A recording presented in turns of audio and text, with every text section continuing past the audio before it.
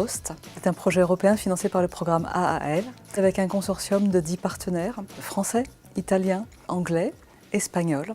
Nous avons travaillé étroitement avec 120 personnes âgées, volontaires, pour participer à cette expérimentation, pionniers, des gens curieux qui ont pris le risque d'expérimenter, de se lancer dans ce projet dont on ne savait rien au début. Il sistema consente tramite un tablet di selezionare un servizio piuttosto che un accompagnamento, piuttosto che il ritiro di medicinali in farmacia, la prenotazione da un medico, l'accompagnamento presso una struttura sanitaria.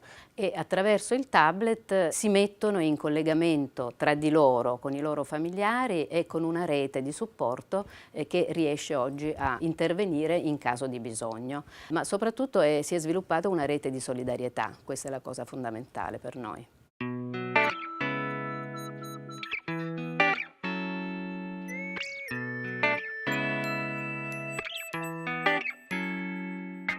On est les pionniers, c'est nous qui avons tout fait avec les papiers.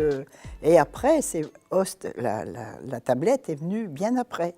Mais il y a beaucoup de gens qui ont abandonné parce que pour eux, la tablette, c'était difficile. Ils n'ont pas apprécié. Puis maintenant, ils voudraient revenir.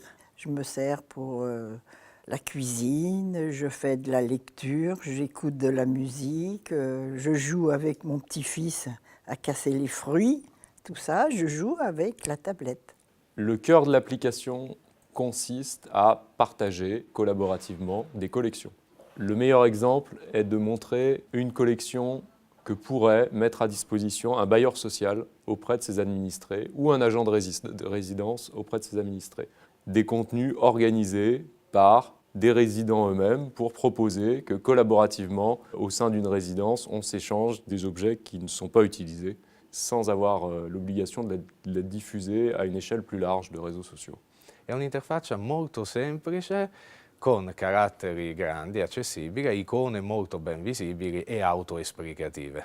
Cette plateforme a aussi une troisième couche, qui est une couche d'interaction, qui est modulaire et donc qui, en fonction de l'âge, va permettre à la personne de transporter sa bibliothèque numérique, mais d'y accéder ou d'interagir avec de manière différente. Par exemple, si un handicap se développe. Donc, on va pouvoir, dans les différentes collections qu'on a vues tout à l'heure, créer des raccourcis avec des objets. Donc, par exemple, un faire-part de naissance, qu'on va retrouver ici, qui correspond à un des éléments qu'on a vus, va pouvoir être passé devant la tablette et accéder directement aux photos. Donc, on fait le lien entre un objet de la vie quotidienne, un objet tangible, et un usage numérique qui vient l'enrichir et qui, bien entendu, va favoriser des échanges dans la vie quotidienne, dans la vie réelle. Donc on a toute une série de contenus qui vont augmenter la vie de ces objets. Donc par exemple, une boîte de médicaments, un faire-part de naissance.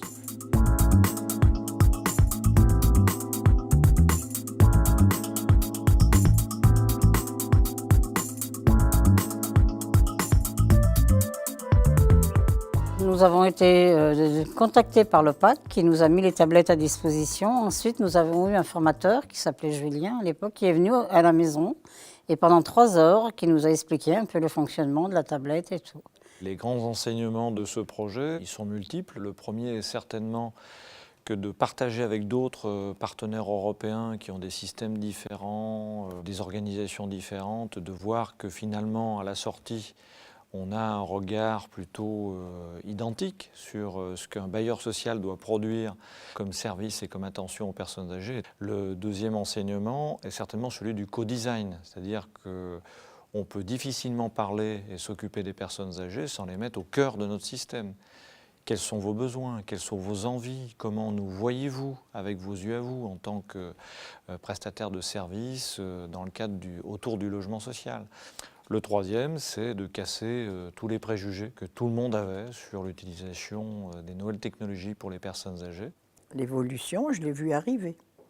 Je trouve que pour les personnes âgées, ce qui va motiver le déclenchement, ça va être le désir d'aller vers quelque chose. Et ce ne sera pas l'outil.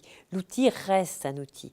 Et donc, il faut un désir direct, ou un désir indirect, par exemple aimer lire ses journaux. Je vais chercher l'équipe, les journaux, le Progrès, Le Monde, et je me renseigne un peu sur tout ce qu'il y a à l'heure actuelle, quoi.